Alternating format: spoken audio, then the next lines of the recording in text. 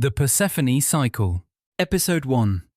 The Maiden Among the Asphodels, by Tara Lionheart. Inspired by the myth of Persephone and Hades. Logline.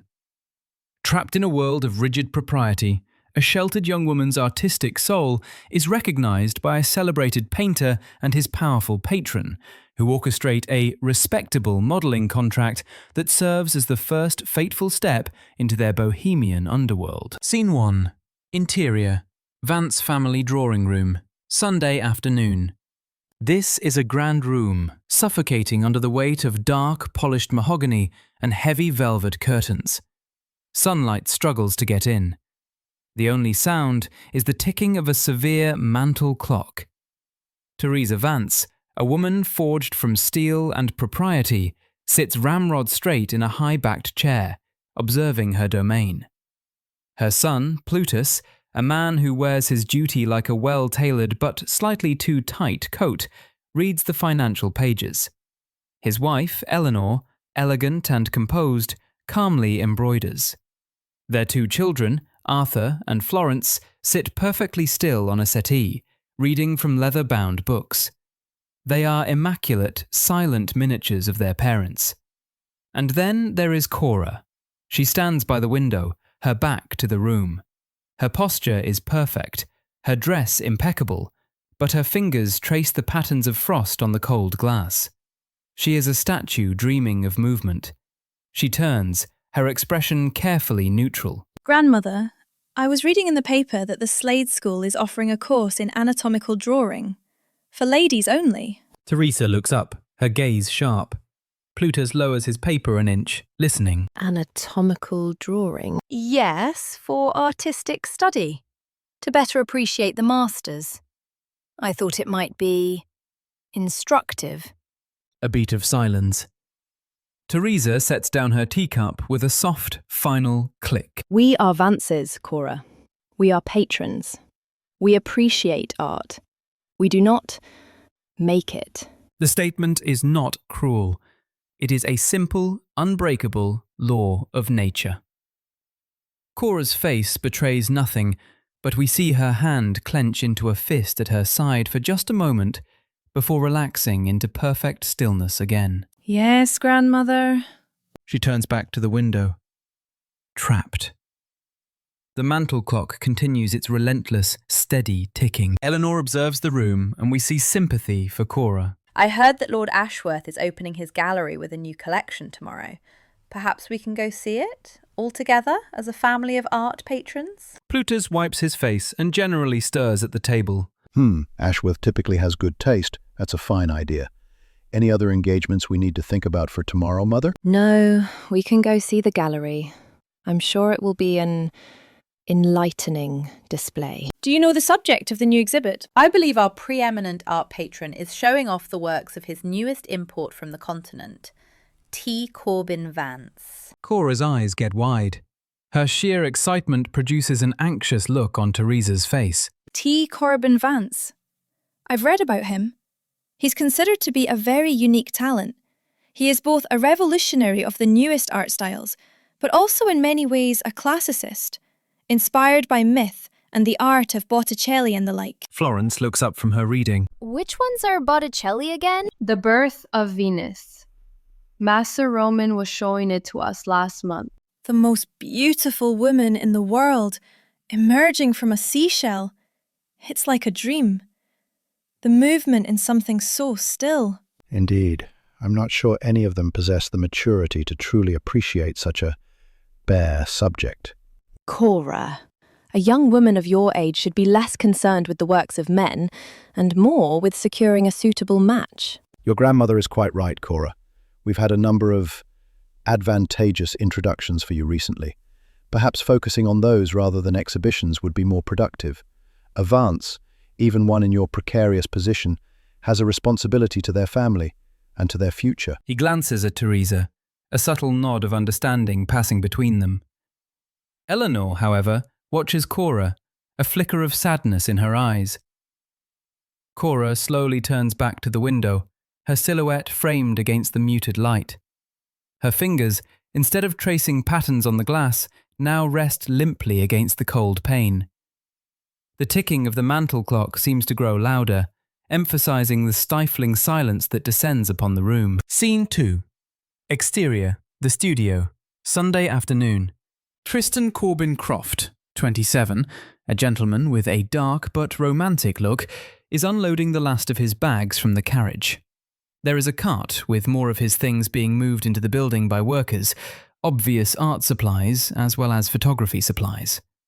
Lord Aleron, the Earl of Ashworth, 50s, is observing the move in and moves to greet Corbin with a warm businessman's handshake. Well, Croft, I was expecting the cases of paints and thinners and the like, but what's with the photography? You're not looking to change art forms on me, are you? No, nothing like that. But use the technologies available to you in your time. I have no doubt that Leonardo would have taken endless photographs if he had the ability to do so.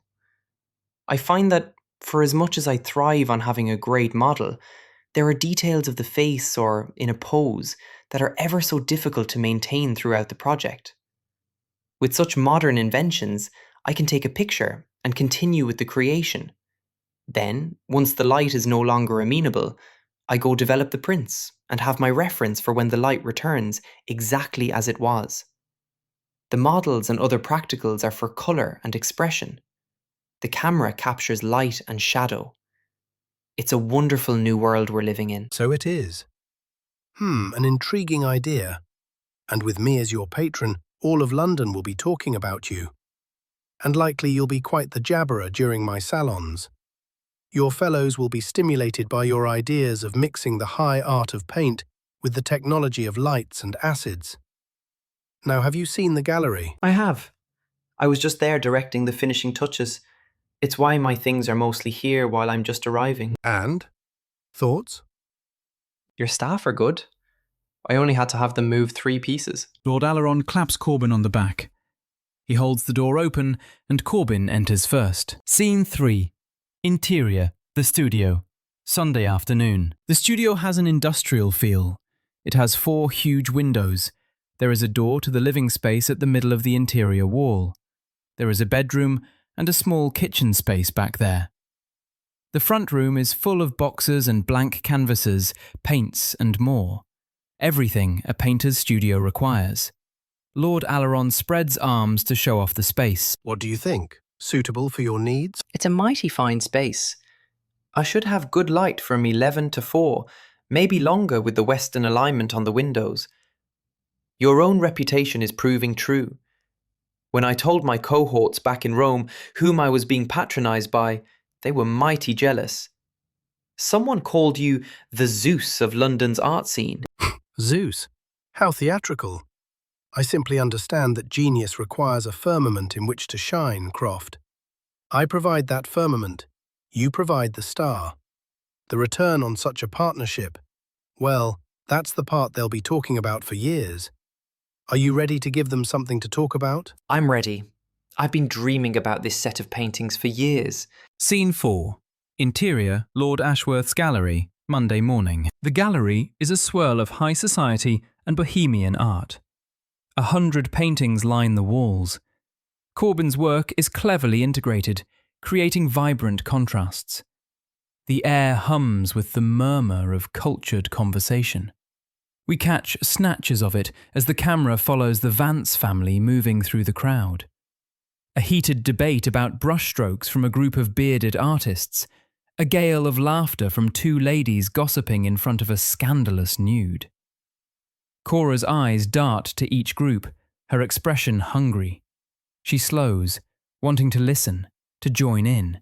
But Teresa's hand is a firm, guiding presence on her elbow, keeping her moving. Keep up, dear. We do not linger. At centre, Lord Aleron and Corbin hold court beside a large plaque that reads, "The Persephone Cycle." They are the centre of gravity in this universe. The Earl and Corbin are surrounded by the Lord's man, Mr. Davies, and several other artists, in addition to members of the public. Fantastic work you do, sir. I'm intrigued. Now tell me, what is this cycle all about? Lord Ashworth here has taken me up on my latest pitch.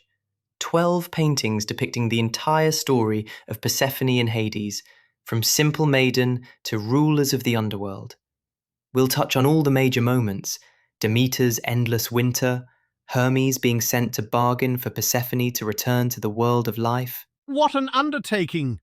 Such a classic subject, yet so rarely given its full breadth. And how will you capture the duality, the light and the dark? Now that's the kind of conversations I host at my evening salons. If you're intrigued, Mr. Croft will be a regular guest during the creation of the project. Some things are best done with drinks and smokes. Scene 5. Interior, Lord Ashworth's gallery, East Wing. The Vance family is in one of two side wings, viewing a less crowded wall of ballerinas. There are 3 T. Corbin Croft pieces with an assortment of others around it. Florence points to the collection excitedly. Look at these ones. Arthur rolls his eyes at his sister. Of course you'd like these. Just because it is pastel doesn't mean it isn't good. See how Croft has captured movement? Cora points to a non-Croft painting to make her point. This one has a woman up on her toe, but she feels like a doll. His feels like, in the very next second, her back will be turned to you. Arthur shrugs with begrudging agreement. It's in the hair and the tutu. The ribbons! They curl with the spin. Plutus leans in to Teresa and Eleanor. She's got that.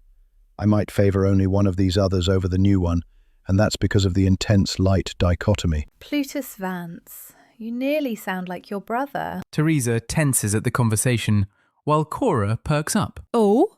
How so? Eleanor continues despite a look from Teresa. She addresses Cora with a warm smile. Your father couldn't get enough of assessing lighting and poses. You're very much like him, dear. Cora beams. Teresa spots a gentleman lingering to the side. She raises her hand and calls him in. Hello, Sir Reginald. Do join us. Sir Reginald Hale, 30s, a man with a kind but entirely unartistic face, approaches, looking relieved to have been rescued from a painting he doesn't understand. Mrs. Vance, a pleasure. You know my son Plutus and his wife Eleanor. And this, of course, is my granddaughter Cora. Cora's bright, genuine smile instantly vanishes, replaced by a polite, practiced mask. She gives a small curtsy. Sir Reginald. Miss Vance, He gestures vaguely at the ballerina paintings. quite a lot of pink. Teresa seizes the opportunity to steer the conversation away from art and toward more suitable topics. Cora was just saying how it reminds her of the countryside. Tell me, Sir Reginald, how is the planting coming along in Kent? I hear the rains have been most favourable. Sir Reginald's face lights up, now on solid ground. Indeed, the barley fields are the best they've been in years. We're expecting a remarkable harvest. As he drones on about crop yields, Cora is sadly trapped, nodding politely when she'd rather be engaged with her surroundings. The passionate light that was in her eyes just moments ago, when she spoke of her father and the paintings, has been completely extinguished. She is once again the perfect silent companion. Scene 6. Interior, Lord Ashworth's gallery, Central Hall. Milena, 40s, a renowned actress who moves in Ashworth's circle, enters with other artists, actors, etc., including Finch, early 30s, Melania's sycophantic hanger-on. Abigail, the lead vocalist at the theatre, and Oscar, Milena's co-star, a man nowhere near as famous or talented as she is. They look around as they enter. Milena directs them towards Aleron. My lord! She goes in to kiss his cheek. Milena exudes her own kind of power, feminine and wild, but it clearly bows to Lord Aleron. Good to see you at your game. I brought some friends to enjoy it. We'll be good, I promise. Milena, my wild thing. Tearing yourself away from the stage for us. Lord Aleron's eyes glitter with calculation and amusement as he surveys her friends. I trust your charming flock understands that this is merely the overture. The real performance, as always, begins at my salon tonight. Do save your fire for then. He then turns, spotting Corbin nearby, just finishing with another interested inquiry about the Persephone Cycle. He gestures to Corbin with a flourish. Now you must meet the man responsible for all this. Quiet contemplation. T. Corbin Croft, this is Milena, the untamable soul of the London stage. Milena, this is Croft, He has promised to capture the very soul of the gods for me. I thought it only fitting that my two most spirited investments became acquainted. Corbin gives Milena a polite kiss on her gloved hand. A pleasure to meet you.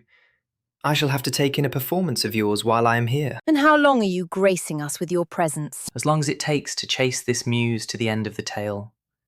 We're expecting at least 8 months, if not a year. Speaking of muses, Lord Aleron's eyes direct Milena and Corbin to the Vance family. His words are for Milena. you should be wary of the fire in that one. Cora is highlighted among her family. Her red hair is bold like Milena's, though Milena's is a rich auburn and not boldly red. She follows his gaze, a small, knowing smile developing on her lips. Be wary. My lord, please. She takes a delicate sip of her champagne and scoffs again afterwards. The Vances don't breed fire. They breed porcelain. Beautiful, expensive, and easily shattered. Milena's gaze returns to the Vance family. She observes Cora for a long moment, her expression unreadable. She gives a small, dismissive laugh, turning back to Aleron. A fire needs air to burn, my lord. That household keeps its windows shut tight. She meets the Earl's gaze, a dangerous glint in her own eyes. Be careful what you wish for.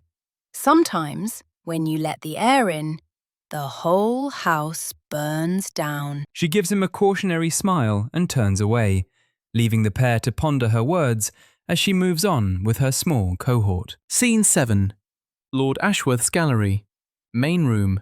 East side. The Vance family moves through the crowd. Cora stops dead. She is staring at another painting by Corbin Croft. It's a dark, passionate scene from mythology.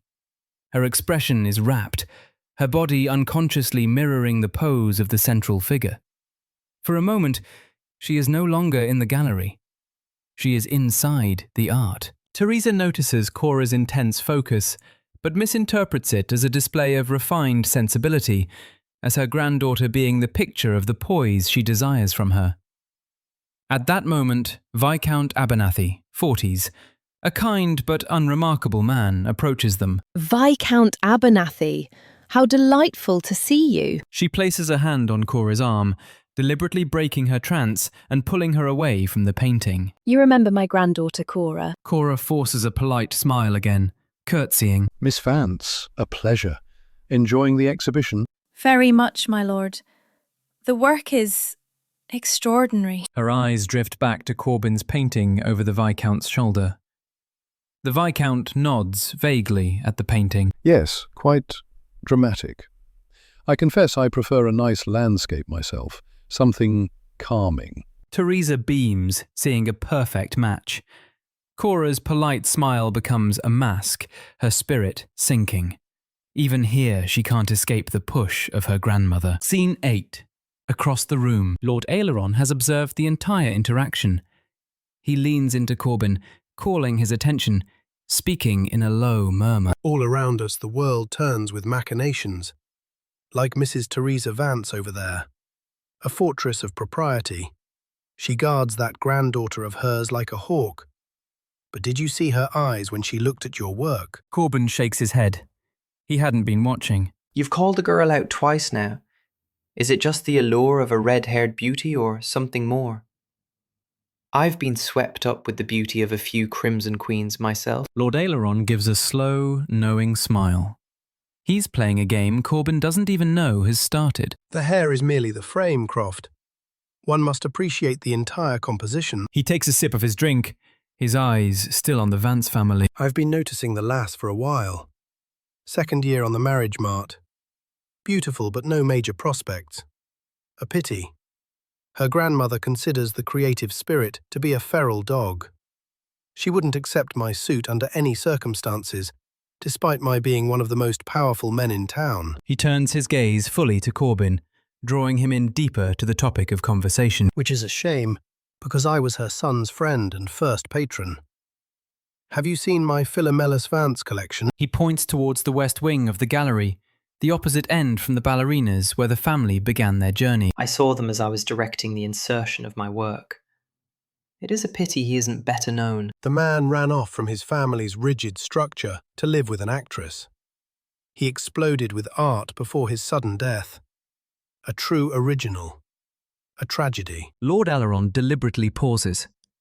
He leans in slightly, his voice a low murmur. One that left complications. His gaze indicated Cora, insinuating that for as proper as they are all trying to be, there is a secret shame. Scene 9. Back with the Vance family. Cora looks vacant and deflated as the Viscount talks, oblivious to the art that surrounds them. Indeed, the season is in full swing. One barely has time.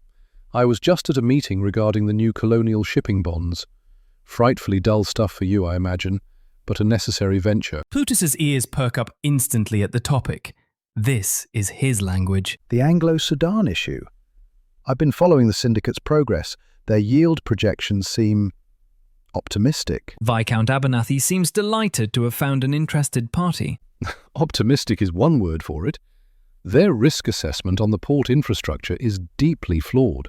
As the two men become completely absorbed in a dry discussion of bonds and port infrastructure, Teresa tries to listen, looking pleased. Eleanor maintains her polite composure while managing the children, Arthur and Florence. Cora is completely forgotten for the moment. The conversation has rescued her. She takes a subtle step back, turning her body away from the group. The dull murmur of their financial talk fades into a background hum. Her eyes find the T. Corbin Croft painting again, and she is lost in it once more. Her face relaxes, her posture softens. She is completely, utterly absorbed, her spirit rising from its slumber and re-entering the world of the canvas. Scene 10. Across the room, Corbin and Lord Aleron watch Cora's transformation as she disengages from the social niceties and re-engages with the painting. The Lord's expression is one of intense, vindicated awe as he observes Mr. Croft taking in the girl. He has just witnessed her true nature emerge. Corbin's eyes narrow. His focus is absolute. For a moment, the bustling gallery around Cora seems to fade away in his mind's eye. He envisions Cora, draped in shadow. Cora, bathed in golden light. Cora, with a look of terror. A dozen potential paintings flash behind his eyes, a lifetime of art in a single, breathtaking moment. You're right. The widow is a fool not to see the art in the artist's daughter. There is something about her.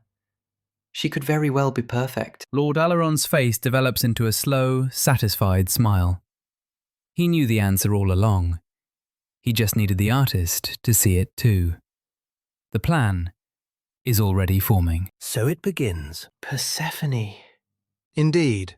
And now the king of the gods must arrange an introduction. He scans the area, his eyes landing on Plutus. Ah, there's our bridge to the upper world. Come, Croft. Let's go make a new friend. Aleron leads Corbin through the bustling gallery, his eyes locked on his target. Mr. Davies and the others from their circle remain at the main gallery centre. Scene 11. With the Vance family. They cross to the Vance family, circled up in conversation with a Viscount. With the terrible storms in the Indies, I doubt anyone will make profit on their investment. He looks up to see Lord Aleron and Corbin approaching. Oh, the Earl has left his perch. The whole of them pause and give a brief nod of acknowledgement to the approaching Earl. Their voices ring out in a chorus of, "Lord Ashworth?" The Earl gives a charming, predatory smile in return. He completely ignores the Viscount and directs his attention to Plutus, but speaks loudly enough for everyone to hear. Plutus, just the man. I was telling Croft here that his new series lacks but one thing, a true English muse. Not some pale, theatrical creature, but a woman of spirit, of fire. His gaze deliberately slides to Cora, making her the centre of attention. Teresa tenses, horrified. The Viscount looks deeply uncomfortable. Look at her, Croft. The line of that neck, the soul in those eyes. That is your Persephone. He has just turned the young woman into an artistic commodity in front of her family and a potential suitor. It's a breathtaking power move. Viscount Abernathy clears his throat, utterly out of his depth. Well, I must be heading out. A pleasure to have passed the time with you, Vances. The Viscount makes a hasty retreat. Lord Aleron watches him go, a flicker of triumph in his eyes.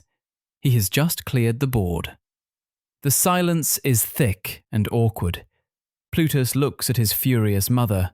Teresa looks at her granddaughter like she should have somehow stopped this from occurring. Corbin, seeing his moment, steps into the void the Earl created. He ignores Teresa and Plutus entirely and speaks only to Cora, his voice low and intense with artistic passion. Miss Vance, I have to confess I saw how captivated you were by the painting. In seconds, you demonstrated a deeper understanding of the soul of it than anyone else in the room. I need that in my model for Persephone in the upcoming project. He takes a step closer, drawing her into his vision as he paints it with his words. The first painting, I see a field of asphodel at dawn. The light is pale, new, and you are there, not as a simple girl, but as the very soul of spring before the world knows of winter. It would be a hymn to innocence. For a moment, Cora forgets everyone. Her eyes light up with genuine, breathless excitement. The mask is gone. We see the artist within her connect with his vision. A hymn. A light. Filled with white flowers and green stems. The word is full of wonder, but the moment is shattered by a single, sharp sound. Cora. At her grandmother's harsh, brief rebuke, the light in Cora's eyes instantly vanishes. The mask of polite, vacant propriety slams back into place. Her posture straightens. She looks at the floor. Forgive me, grandmother. Corbin watches this transformation, this extinguishing of her spirit. He now understands the obstacle perfectly. It sounds lovely, sir, but, as my grandmother says, Vances do not make art. This statement slaps Lord Aleron. He hosts her father's art in this very gallery. He turns to Teresa, his voice a mask of charming disbelief. Teresa, my dear, is that truly what you're teaching this brilliant young woman? You must have misremembered. I recall your son, Philomelus, being one of the most promising Vance I ever knew. His collection is the pride of my gallery. Plutus looks at his mother, who is fuming, and he decides he needs to assert some control over the situation before she bursts. Of course, Lord Ashworth. We are well aware of the quality of my late brother's work. There are, of course, other reasons that Vances no longer make art. That changes today, then. I'll fund the portrait and, if it isn't right for the collection, I'll donate it. To the daughter of someone I remember fondly and often. Cora brightens. She has had more chemistry with both Lord Aleron and Corbin than with either potential suitor. They do not make her sullen or withdrawn, but eager and engaged. Cora answers Lord Aleron directly, her voice clear and steady. I would be honoured to sit for it, Lord Ashworth. The work of T. Corbin Croft has stirred me, as you've seen. To be the subject of one. Cora doesn't finish her sentence.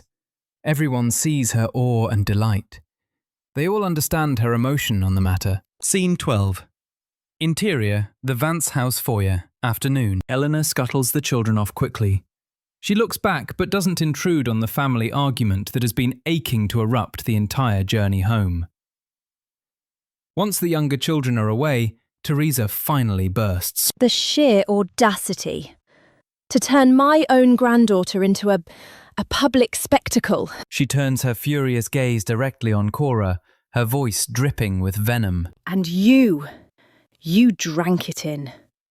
You let that man dismiss a viscount, a title, and sell your reputation for a single painting. Is that what you were worth? She nor any of us had a choice, Mother. He's an earl and he's a big mover in my line of work. His businesses touch mine everywhere. I cannot make an enemy of him. And he's right. Phil's work was phenomenal. Why haven't I seen any of it if it is that good? Because you will not be like him. You will not embarrass this family. Mother! Don't you dare take that tone with me. That is enough! Plutus has put his foot down, and he waits for silence. The only person embarrassing this family right now is you. I suggest you go find something to occupy your time. Cora's time will be occupied elsewhere for the time being. Teresa glares at her son, then turns the brunt of her anger upon Cora before silently storming off. The heavy silence of the foyer hangs in the air, thick with unspoken words. Plutus lets out a long, weary breath he seems to have been holding for 20 years. He looks at Cora, really looks at her, perhaps for the first time not as a ward to be managed, but as his brother's daughter. Plutus stands, quietly rubbing the bridge of his nose. Well, that was inevitable, I suppose. He doesn't look angry, just tired. He gestures with his head toward a heavy oak door down the hall. Come with me. He leads her away from the public space of the foyer and into his private study. Scene 13. Interior, Plutus's study. The room is the opposite of Teresa's drawing room. It's masculine, smelling of leather and old paper. Books on finance and law line the walls.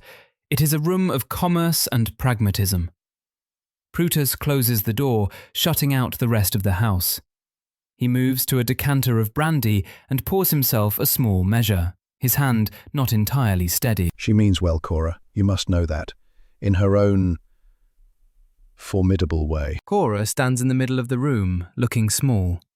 She ignores his comment, her mind fixed on the one thing that matters. You said his work was phenomenal, my father's. Why was I never allowed to know? Plutus takes a sip of his brandy. Because my mother has been grieving my brother every day for 23 years. She's been grieving him since he left this home to pursue that art. It merely deepened with his death. The arrival of you shortly later set her on her path. She was so afraid you would have his spirit that she denied you everything that touched his interests. She suppressed your rebellious spirit that reminded you of his disregard for the rules. She thought if she could just keep you safe, keep you proper, she could undo it all somehow. That fear left no room for anyone to mourn him. He gestures to the chair opposite his desk. It's an invitation, one Cora accepts. She feels the truth of her uncle's words as they hang powerfully in the air. Both of their eyes mist before they find stability again. And so, do you think I have it? His spirit? Plutus snorts. He can't help himself. He's grinning as he answers. You have his spirit. You likely have her spirit on top of that. You have more spirit than anyone, even the matron, can tame. Your father would be very proud of you, of the young woman you are. Cora sits, absorbing this. It's the kindest, most honest thing her uncle has ever said to her. A new, fragile understanding forms between them in the quiet of the study. What happens now? Plutus finishes his brandy. Now, I do something I should have done 20 years ago. I stop letting fear run this house. You will sit for the painting. I will handle my mother. Maybe then we can both make him proud. He says it with the grim determination of a man who knows he has just started a war. Scene 14. Exterior, the studio, Thursday afternoon. A few days later, Cora and Eleanor arrive for the portrait sitting in the family carriage. Gone is the bustle of the last visit, and we now have a proper plaque that reads T. Corbin Croft, Artist in Residence, beside the door. Cora looks at her aunt with excited nerves, then turns back and knocks. Enter! Again, Cora looks to her aunt. Eleanor nods and they enter despite the bad manners. Scene 15. Interior, the studio. The studio is nearly unpacked. We see a few boxes remaining, but there is a functional setup. Slightly off-center in the room, a large format studio camera on a tripod stands like a silent observer. Beside it is Corbin's easel, set up before a well-lit raised platform where a patch of grass and fake asphodels has been arranged. The whole space is centered on the 4 large windows pouring light in. A white drape hangs as a backdrop to the staging area and a few more in the back left corner, creating a simple dressing space. Corbin, in a paint-splattered apron, approaches them with an air of professional charm. He wipes his hands on his apron as he moves in. Welcome, Mrs. Vance. How wonderful of you to come. I'll ask you to make yourself comfortable. The lounge, perhaps? He points to the chaise lounge that rests under the first window. Eleanor takes a seat and pulls out an embroidery project, the picture of calm trust. As Corbin turns to Cora, his professional charm melts away, replaced by artistic intensity. Now, Miss Vance, into the light, if you please. Just beyond the suggestion of grass. Cora moves to the spot. Corbin follows, assessing her face, tilting her chin with his knuckles. He models a pose. She mirrors it perfectly. Satisfied, he moves back to the camera. Is it true that the image appears upside down inside? Corbin stops, surprised and genuinely delighted by her intelligent question. He gives her a real smile. It is. A perfect, ghostly little inversion of the world. Perhaps one day I'll let you see. Now, you will see 3 yellow spots. Left, right, centre. I'll be taking a photograph of your face as you stare at each. Hold your expression neutral, eyes fixed. He ducks under the heavy dark cloth. He is now a mysterious, hunched figure.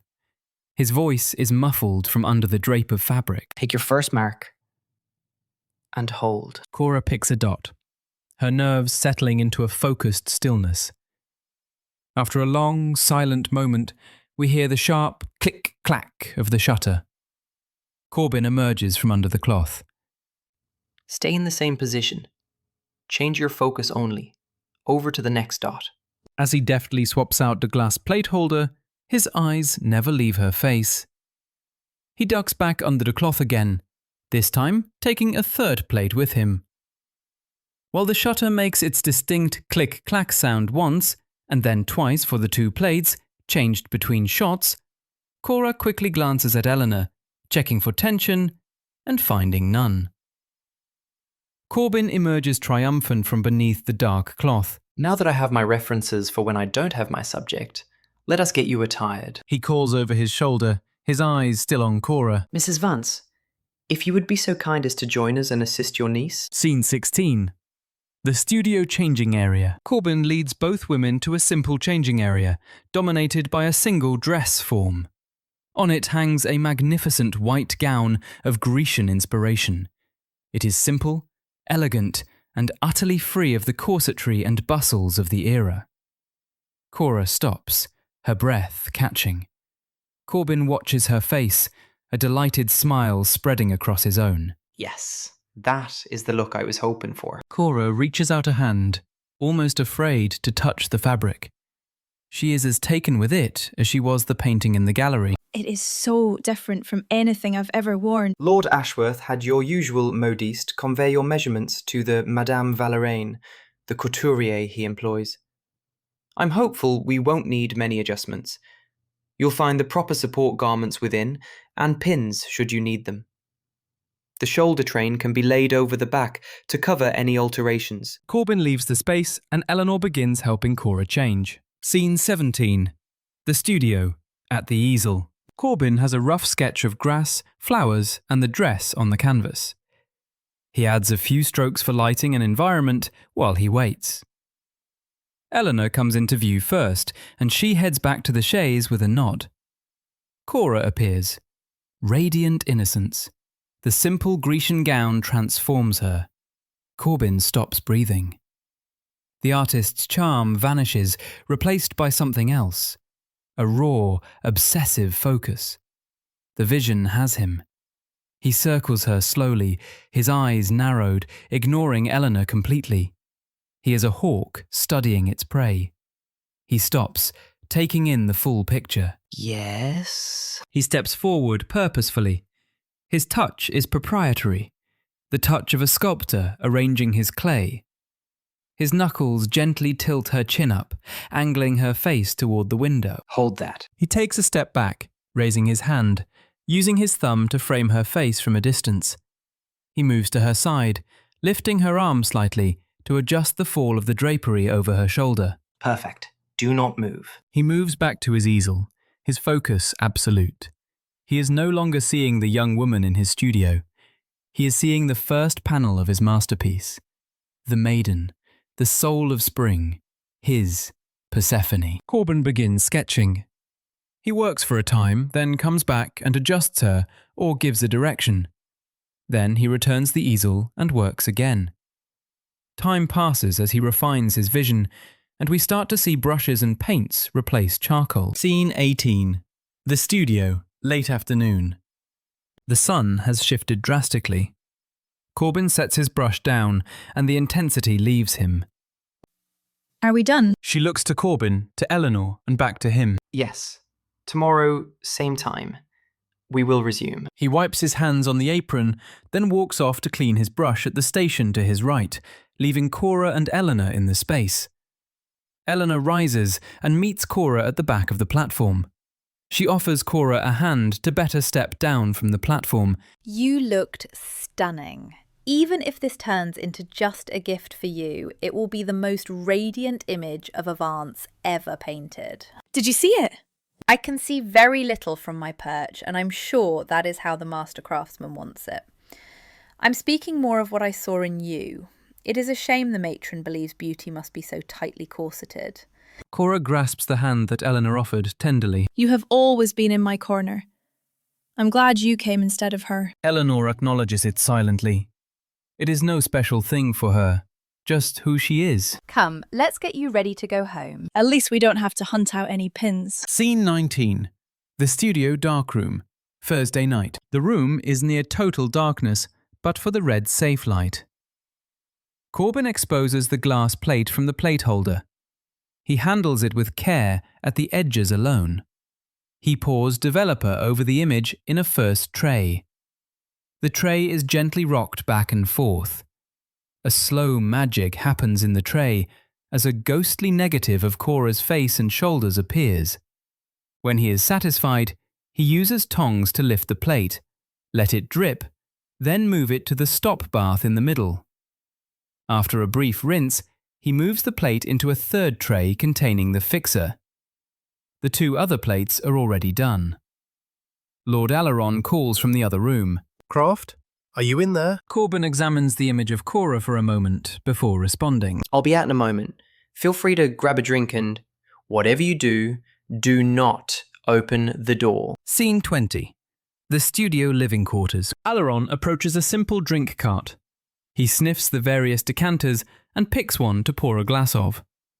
Corbin appears after a time. Aleron immediately reacts to the acrid smell. You stink. Art isn't always beautiful while it is in process. I concur. I've seen plenty of mess before the aesthetic rises. Typically less stink. Corbin moves to a small wash basin in the corner, removing his paint-smeared apron and setting it aside. He rolls up his sleeves and begins vigorously washing his hands and forearms, the scent of carbolic soap mixing with the chemicals. What brings you here, Lord Ashworth? You weren't at my salon. When one of my stars is absent from the firmament, I feel it is my duty to ensure he hasn't fallen to earth. You could have sent a footman if that was all. I like you, Croft. You're sharper than some of your breed. No, I confess I was curious.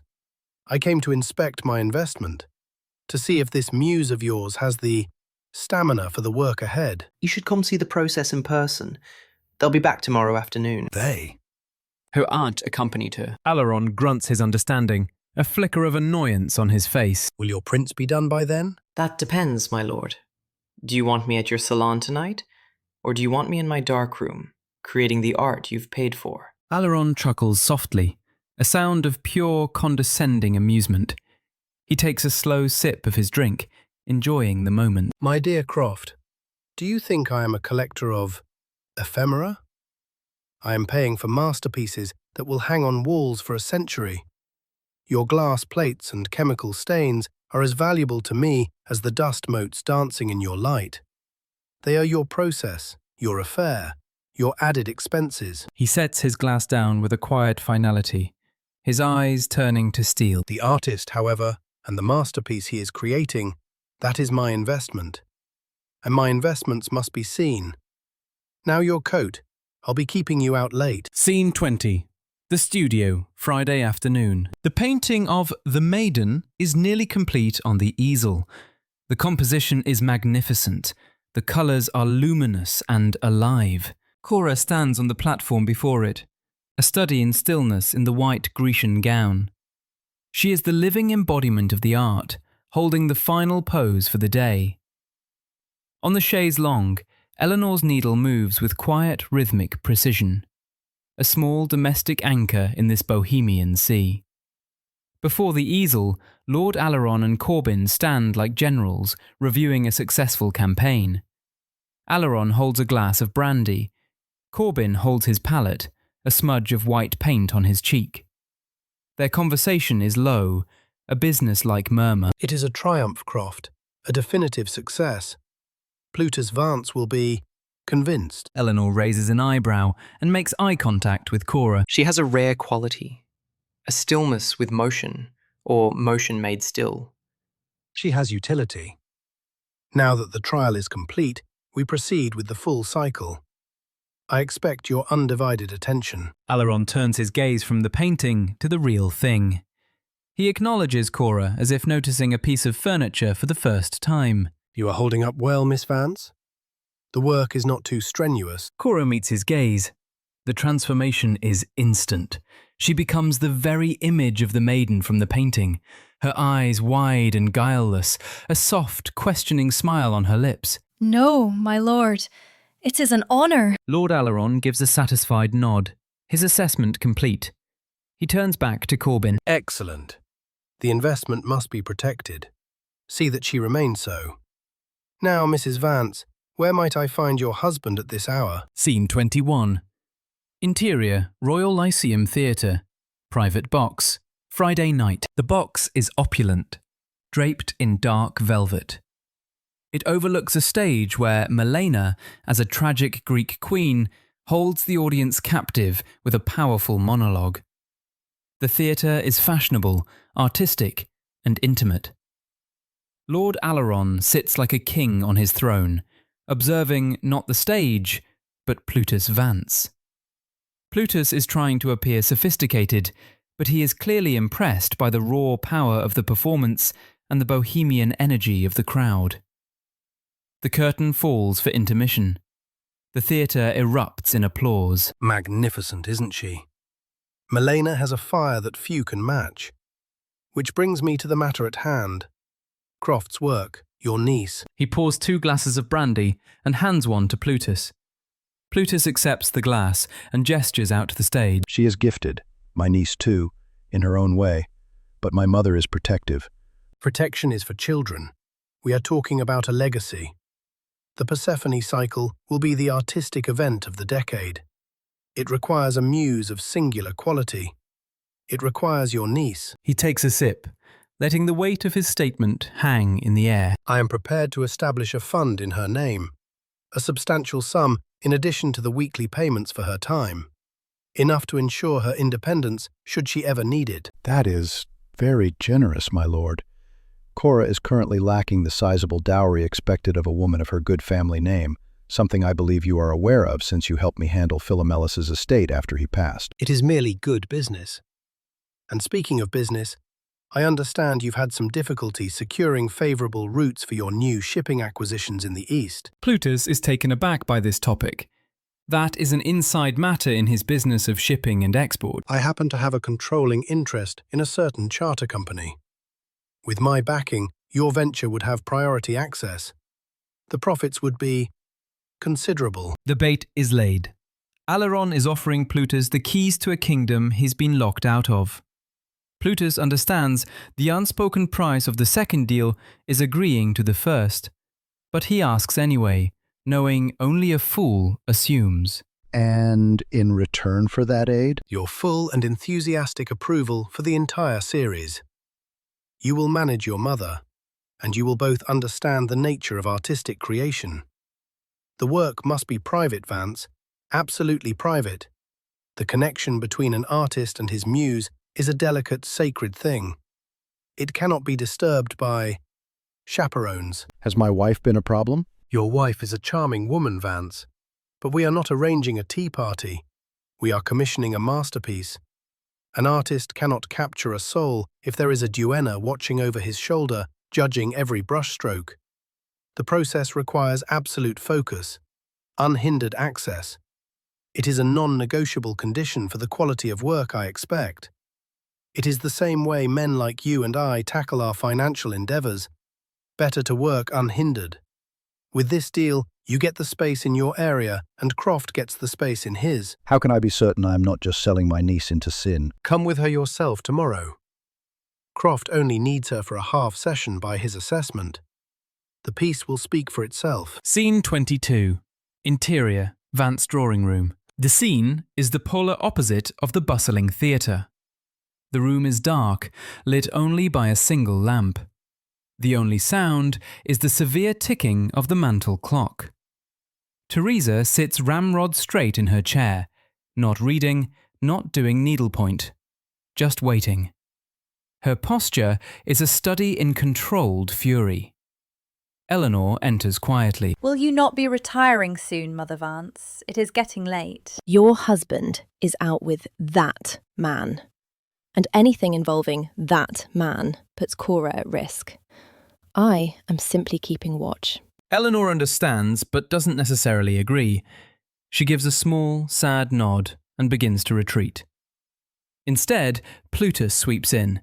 He stops when he sees his mother sitting there, a sentinel in the dim light. He straightens his waistcoat, bracing himself. He leans in to kiss Eleanor. Darling, Mother, you're still up. It's not a question, it's an accusation. He is immediately on the defensive. Of course. I cannot sleep. Not until I know what you and the Earl of Ashworth were about this evening. I will not lay down my head until I know what deal you have made with that man regarding my blood and bone. We took in a play at the Royal Lyceum, and I heard him out on an arrangement that secures your granddaughter's future and protects this family's interests. I will be accompanying Cora tomorrow to assess the work and finalise my decision. Eleanor, perhaps you and Mother can enjoy the boating festivities with the children. That sounds lovely, don't you think, Mother Vance? It smells like fish. Scene 24. Interior, the studio, Saturday afternoon. Cora Vance is in the maiden gown, holding her pose on the platform. The painting on the easel is magnificent, nearly complete. Plutus Vance and T. Corbin Croft stand before it. Plutus is silent for a long moment, taking it all in. Corbin waits, not interrupting. Plutus steps closer to the canvas, his businessman's eye assessing the work. Remarkable. The precision of the brushwork, the sheer labour involved. It's an extraordinary piece of craftsmanship, Mr. Croft. This is praise Corbin can understand, but it's not what he's looking for. Plutus then turns his head slightly, looking from the painted Cora on the canvas to the real Cora on the platform. His expression softens. The pragmatist vanishes, replaced by a man seeing a ghost. But that's not it, is it? It's not just the skill. You've captured something. Not just her likeness, you've painted my brother's spirit, that fire, that complete disregard for the world when art was before him. I haven't seen that look since he was still boyish. He looks back at Cora, who has overheard this. Her expression is one of stunned, vulnerable revelation. Her uncle has connected her not to her familial duty, but to her father's soul. Plutus turns back to Corbin, his decision made.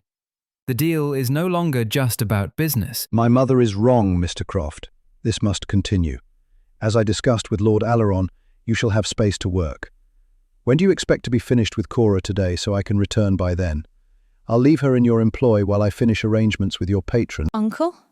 I have every trust in your safety and that Lord Aleron has made arrangements to ensure you are kept respectable. No need for fear. But the matron? She won't hear of such an arrangement. She'll be venomous. As I said, my mother is wrong. I will address her concerns. You are to work on this and continue to shine with all that Vance fire. Show the world who you are. I'll have the right light for another hour or two, sir. Good. I will be back by then, my dear. The heavy studio door clicks shut. The silence that follows is completely different from the tense quiet of the Vance home. It is alive, charged with creative energy. Cora is still processing her uncle's words, her expression vulnerable. Corbin watches her for a moment, his own expression softening. He paints another detail in silence. He goes to his camera and prepares it. He gives her no direction, just disappears under the heavy cloth and manipulates the device until we hear the click-clack of the image being captured. He finishes the actions with the camera, then turns to her. The formal master craftsman is gone. He approaches her not as a director, but as a fellow artist. He is right, you know. What I see on that canvas, it is not just you. It is a spirit, a fire. The same one I saw in the gallery. He is closer to her now than he has been before, no longer separated by the easel or the camera, not the decorum of direction. He is speaking to her, not to his muse. I never knew him. The man whose fire I have. I hold on tight to it, but I don't know about him, about its source. You don't have to. I didn't know him either, but I've seen his work. You are his echo, his legacy, and our work will be the hymn that sings his name back into a world that tried to forget him. Are you ready to see what you've heard them all praise? Corbin reaches out his hand to her to aid her down the step of the platform. Cora takes his hand, and he escorts her to the other side of the easel. He moves with her as a man at ease.